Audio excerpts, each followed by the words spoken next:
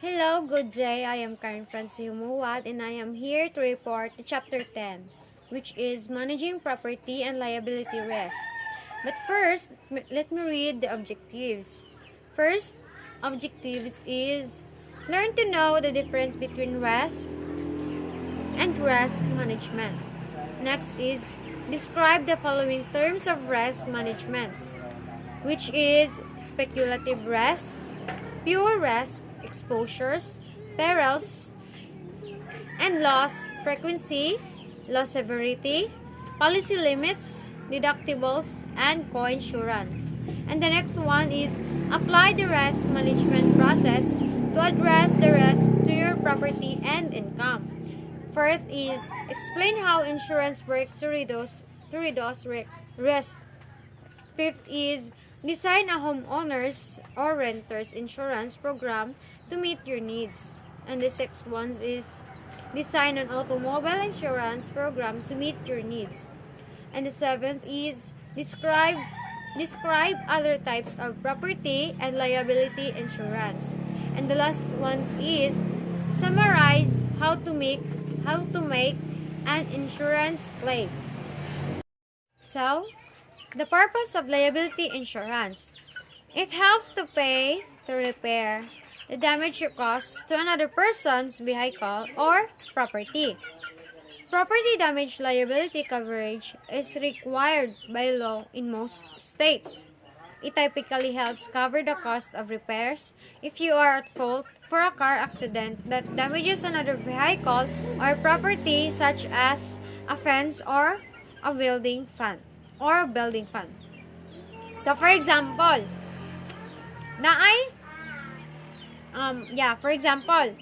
amo ang widening sa kalsada. Mostly naay mga balay nga last 2 lanes ra. Kinahanglan man jud ang kalsada is 4 lanes.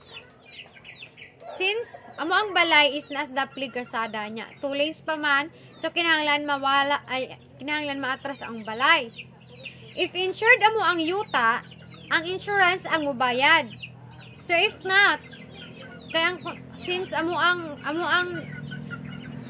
kalsada diri sa amo is national road man, so ang contractor dili sila ang mubayad.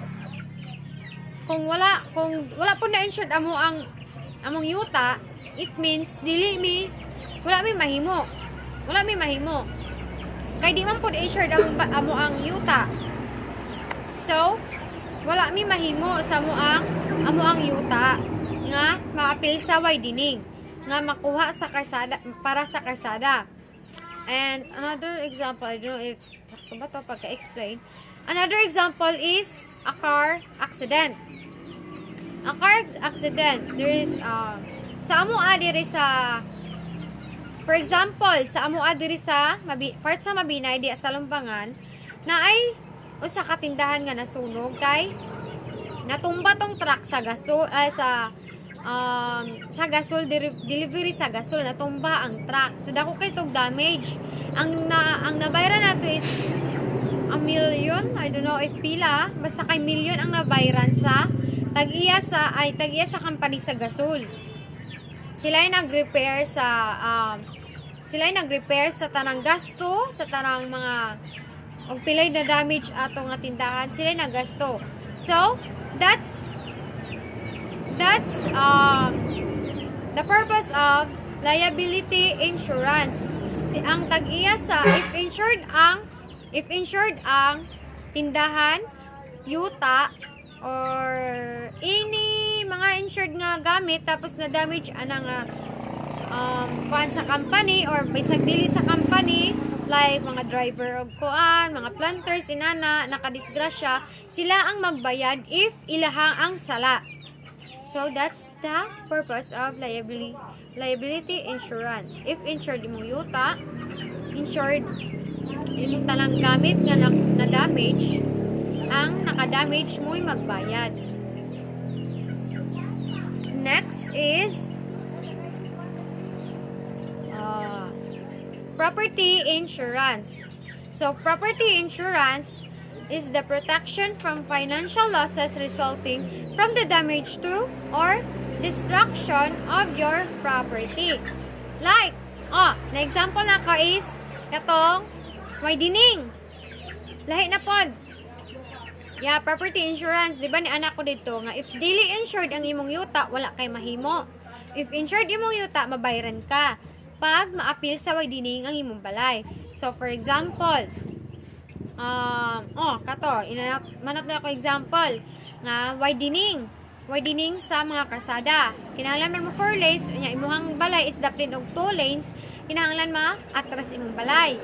And if insured ang imong yuta, ang insurance mo'y magbayad. If dili, wala tayong mahimo. Okay? National road man ang imuhang ang kasada at bang simong balay. Mo na siya purpose sa property insurance. If insured, mabayaran ka sa insurance. If dili, wala tayong mahimo. So, next is liability insurance. Liability insurance is protection from financial losses suffered when you are held liable for others' losses. Is liability insurance. So, liability insurance is a protection from financial losses suffered when you are held liable for others' losses. Like, you cause a damage of their car. So, ang damage ato, if insured ang ilahang sakyanan, maka-save ka from your pocket money. Maka-save ka, okay?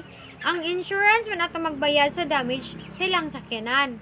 If insured ilang sakyanan, if not, ikaw magbayad nga naka-damage ilang sakyanan.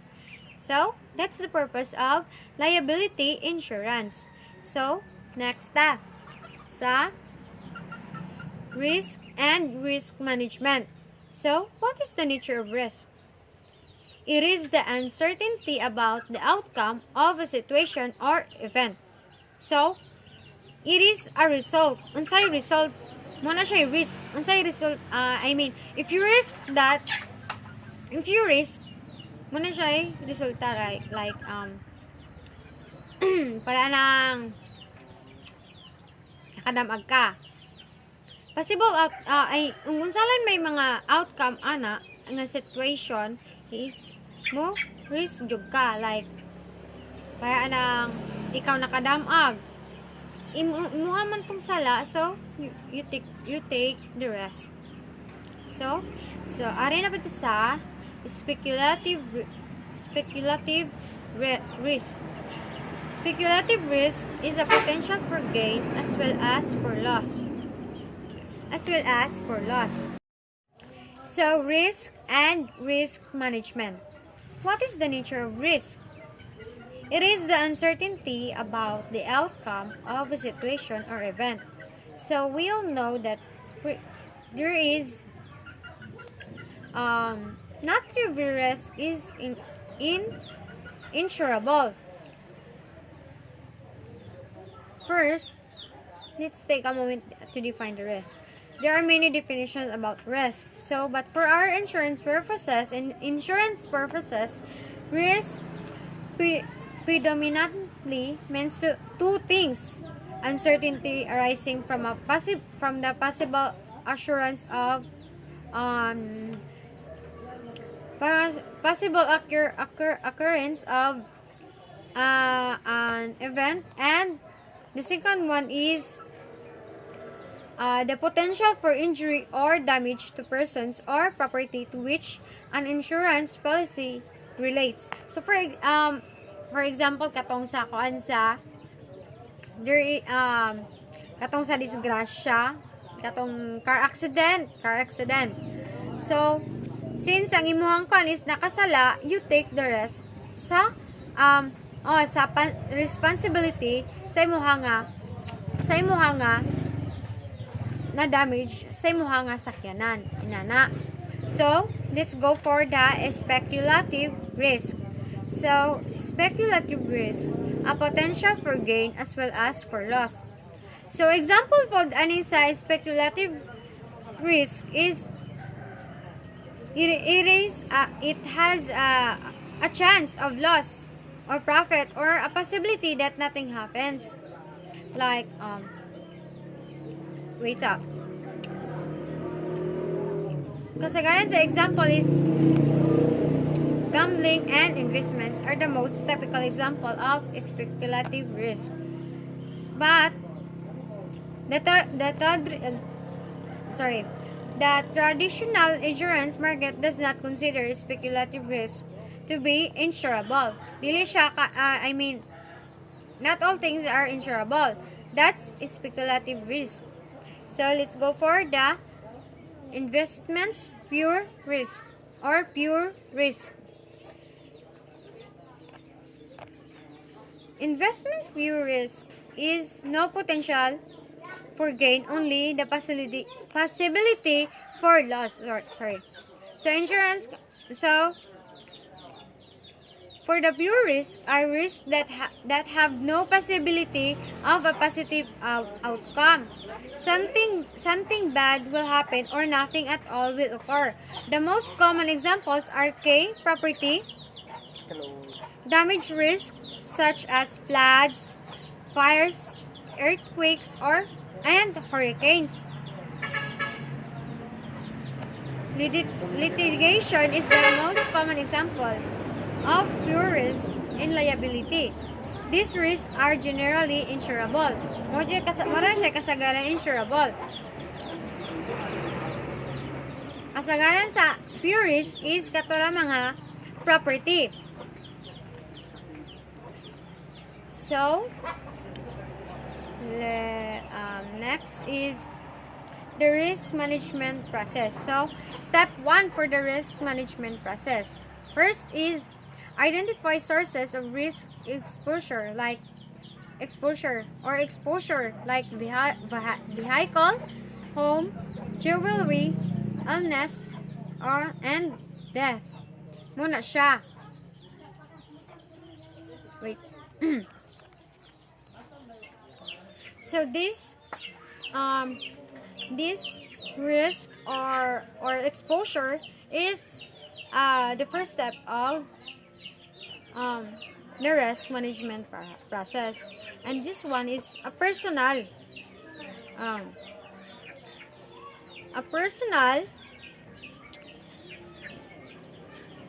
such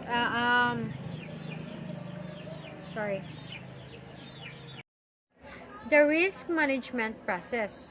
Step 1.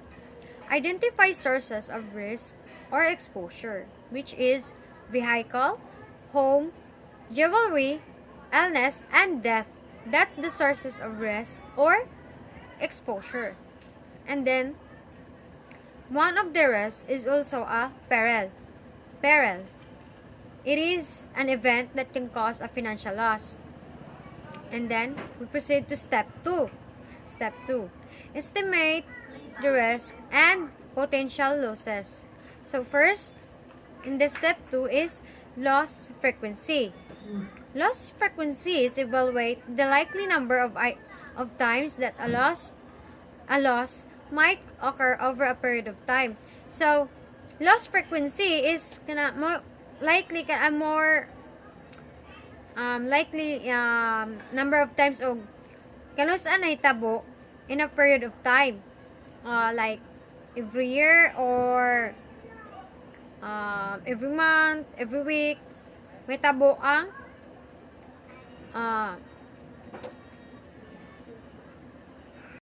so in the step 2, estimate the risk and potential losses. So first, in the step 2, loss frequency. Loss frequency is evaluate the likely number of times that a loss might occur over a period of time. So, most likely, ang mga panghitabo like accident or like sa mga property, mga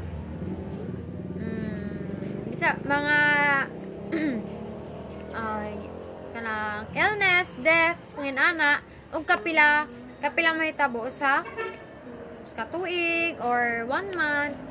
That's a loss frequency. Evaluate sila og kapila na hitabo in a year or in a month. Then, loss severity. Loss severity is the potential magnitude of the loss. So, next. The relationship between severity and loss frequency of loss. Now, let's proceed to the relationship between severity and frequency of loss. So, this one is insurance coverage targeted for high severity loss. So, when we say severity, it is a condition. It means condition. So, the risk management process, step 3, choose how to handle risk. First, risk avoidance. It is to refrain from owning items or engaging in activities that expose risk of loss. The second one is risk retention. It is accept risk and plan for its possible effect. And the third one is loss control. It is designed to reduce severity and frequency of loss. Example, locks and fire alarms. And risk transfer. It is insurance provide transfer for financial loss burden to insurance provider. And the last one is risk reduction. It is reducing risk to acceptable levels by planning for possible loss, such as deductible for insurance. And that's all.